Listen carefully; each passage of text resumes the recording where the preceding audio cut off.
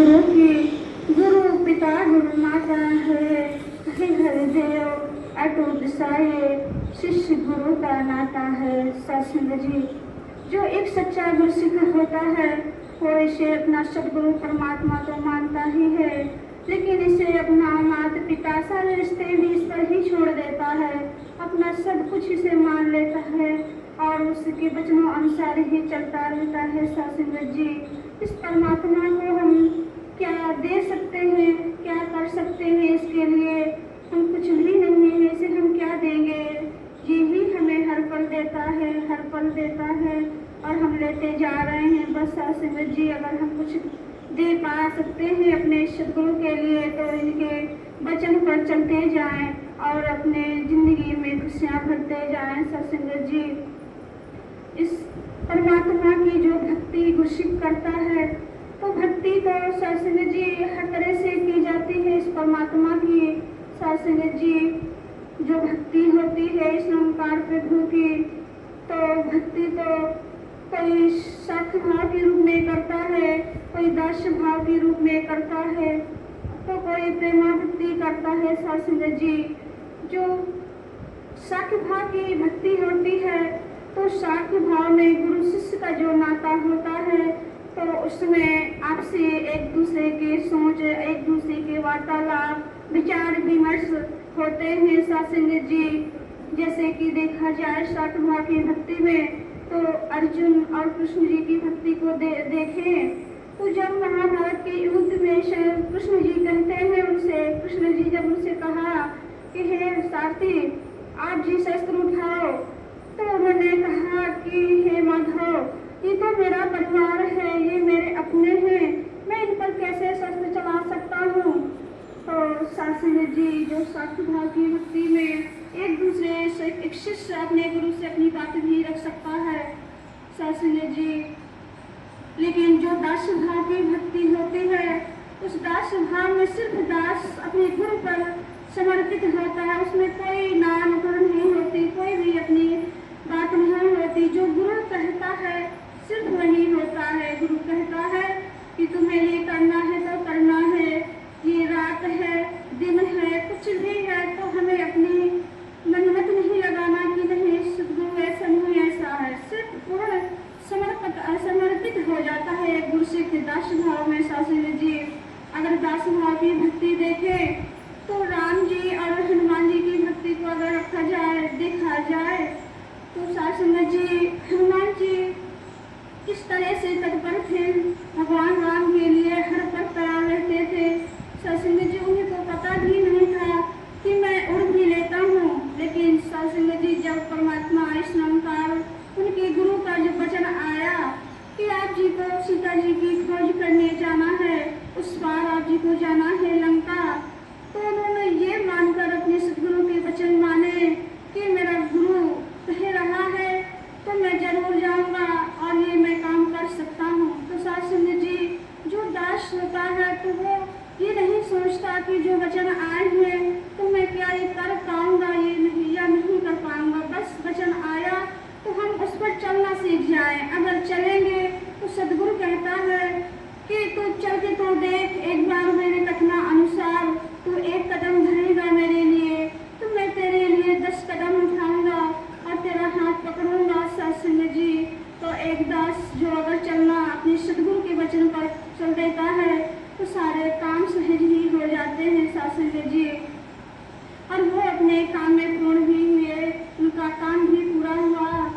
और सत्संग जी, एक जो भक्ति आती है प्रेमा भक्ति, सत्संग जी, तो ये जो प्रेमा भक्ति को संत महापुरुषों ने सबसे बड़ी भक्ति बताई है, क्योंकि प्रेम जहाँ है सदगुरु ने लिखा भी है अपने हृदय वाणी में, लिखबद्ध भी किया है कि प्रेम जहाँ है वहाँ प्रभु है, प्रेम प्रभु को भाता है, इस दुनिया में गुरु को साधो प्रेमी जन ही पाता है। सत्संग जी, सदगुरु कहते हैं कि जहाँ प्रेम है मैं वहीं रहता हूँ, जिस दिल में प्रेम होता है, जिस गुरु सिख के दिल में प्रेम होता है वही मुझे पा सकता है।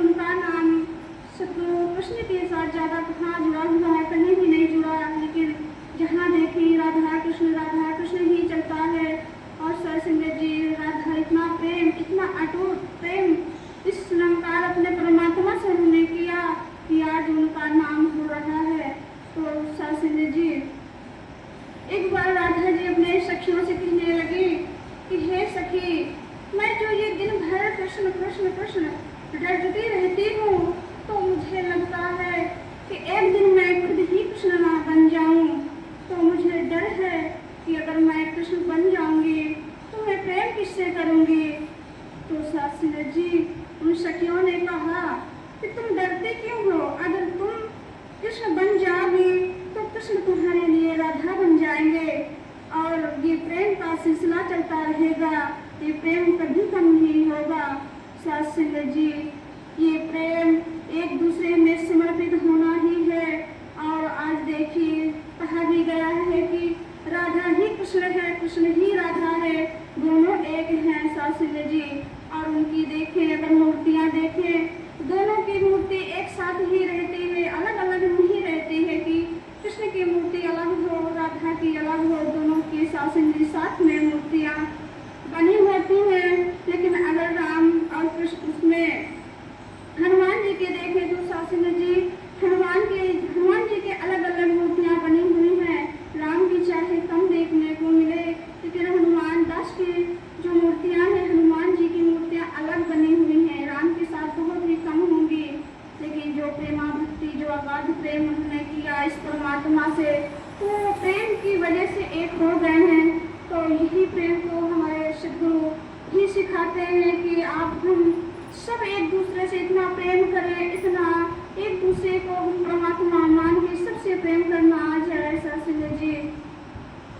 सत्संग जी, एक बार बाबा जी की समय की बात है, जो गीतकार महात्मा, जगत महात्मा गीतकार हैं, जो बाबा जी के साथ रहा करते थे, तो उन्होंने एक बार सत्संगत से कहा कि हम इस परमात्मा को कुछ भी नहीं दे सकते हैं, इस नमकार प्रभु सतगुरु को हम क्या देंगे अगर हम अपना जीवन भी इनके लिए समर्पित कर दे। सत्संग जी, तो भी बहुत कम है इनके लिए, क्योंकि इन्होंने जो हमें दिया है ये तो हमें 84 लाख बंधनों से मरने से बचाते हैं। सत्संग जी, ये अगर हम एक सच्चा गुरसिख जो होता है, तो अगर वो परमात्मा को रिझा ले, इस सतगुरु को रिझा लेता है अपने कर्मों से, अपने वचनों से, सतगुरु को मानते हुए, तो सत्संग जी ये गुरु होता है रिझकर उसे मुक्त कर देता है इस 84 लाख बंधनों से।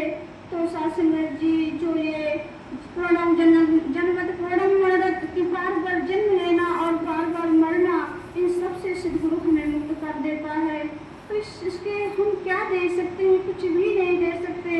अगर दे सकते हैं तो सत्संग जी, इससे हम निरक्षित निष्काम अगाध प्रेम करें, इस सद्गुरु से हम अपने प्रेम करें, इतना प्रेम करें कि परमात्मा भी हमसे प्रेम करने लगे। सत्संग जी, तो उन्होंने कहा उनसे, इस परमात्मा से, इस सद्गुरु से आप बहुत प्रेम करो, खूब प्रेम करो, हम क्या कर सकते हैं लेकिन प्रेम करो आप। तो सत्संग जी, जो संत महात्मा थे, तो उन्होंने कहा कि आप तो प्रेम कर सकते हो सद्गुरु से, लेकिन हम कैसे कर सकते हैं, हम तो नहीं कर सकते हैं। उन्होंने कहा कि ऐसा क्या है हमें कि हम कर सकते हैं इस सद्गुरु से, लेकिन आप नहीं कर सकते हो। तो उन्होंने कहा, आप तो बाबा जी के हर पल साथ रहते हो, उनके अनुसंग रहते हो, आप तो चाहो तो सद्गुरु के गले भी लग सकते हो, गले लगकर उनसे प्रेम कर सकते हो, और आप चाहो तो उनकी सेवा हाथ पैर दबा के, हाथ चूम के उनसे प्रेम कर सकते हो। आप उन्हें भोजन खिला के हर तरह से आप उनसे प्रेम कर सकते हो। लेकिन जब हम आते हैं तो आप तो हमें उससे मिलने को नहीं देते हो, तो हम फिर कैसे प्रेम करेंगे? हम नहीं कर सकते।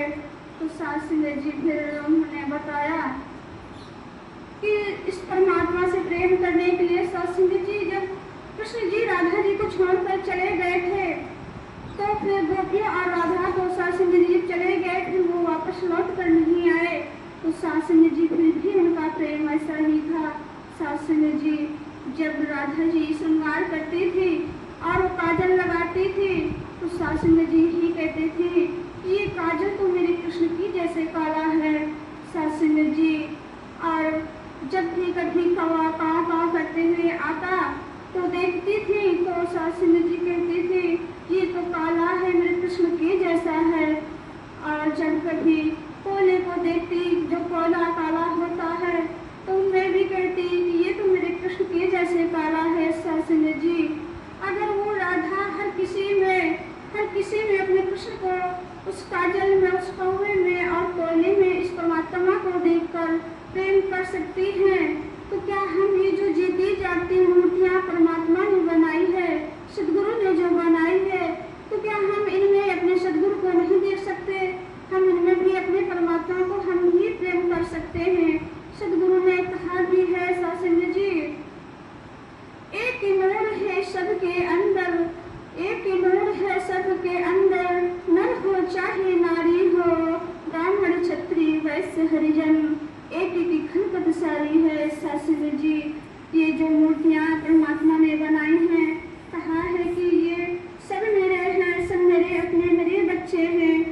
देखने में रूप रंग वेशभूषा जाति पाति हो सकती है, लेकिन है मैं ही हर एक में हूँ कि परमात्मा ही एक में है। तो सत्संग जी हम गुरु को देखते हुए सबसे प्रेम करते चले जाएं।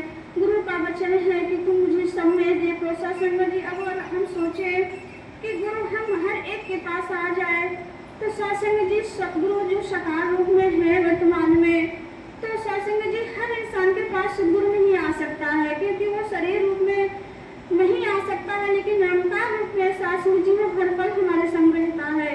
हम एहसास तो करें एक बार उन्हें पुकारे, उन्हें जिस चीज की हमें जरूरत हो उन्हें एक बार उन्हें याद करने की जरूरत है। सत्संग जी निरंकार रूप में हर पल हमारे संग रहता है। तो सत्संग जी निरंकार ही तो हमारा सतगुरु है, सतगुरु है हमारा निरंकार ही। तो जब वो निरंकार रूप में हमारे संग है, हम उससे प्रेम करें और अपने सारे काम जो है तो सतगुरु के वचनानुसार करते हुए चले जाएं और हर किसी से प्रेम करें। सत्संग जी सतगुरु ने कहा भी है कि अपने सच्चे गुरु सिखों में गुरु सदा ही रहता है, और गुरु सिख की रचना से गुरु सतगुरु बात ये अपनी कहता है। सत्संग जी जो एक सच्चा गुरु सिख होता है परमात्मा, तो सतगुरु जो गुरु सिखों की जो बातें आती हैं, जो आदेश होते हैं, तो सतगुरु ही कहते हैं।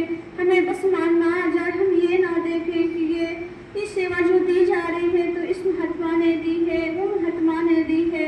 बस इस परमात्मा का हमें देखना है कि निरंकार मेरा सतगुरु ही है, मुझे ये जो दे रहे हैं सेवाएं, तो सत्संग जी सिर ऊपर रख के उनके वचन माने और उनको करते चले जाएं। सत्संग जी अभी समागम का दौर भी आ रहा है। सभी गुरु सिख सभी संत महात्मा जब जाएंगे वहाँ, तो वहाँ देखते बनता है वहाँ सत्संग जी इतनी सेवाएं जो सतगुरु बख्शते हैं अपने हर गुरु सिख को। तो सत्संग जी वहाँ ना दिन देखते ना रात देखते, सत्संग जी इतना मजा आती है वहाँ सेवाएं करने में। कोई सतगुरु पर कोई भी गुरु सिख हो, कभी किसी का मतलब मना नहीं करता कि मुझे ये नहीं करना। सत्संग जी 2 बजे रात की सेवाएं सतगुरु बख्शता है, 2 बजे से लेके सुबह 10 बजे तक, और अगर 10 बजे से लग गई तो रात 2 बजे तक। अब खूब इतनी सेवाएं होती हैं कि परमात्मा, और लगता है सत्संग जी कि ये सेवाएं खत्म ना हो, होती ही रहे। और सत्संग जी खूब धूमधाम से सेवाएं होती हैं और सतगुरु के भजन कीर्तन भी होते हैं।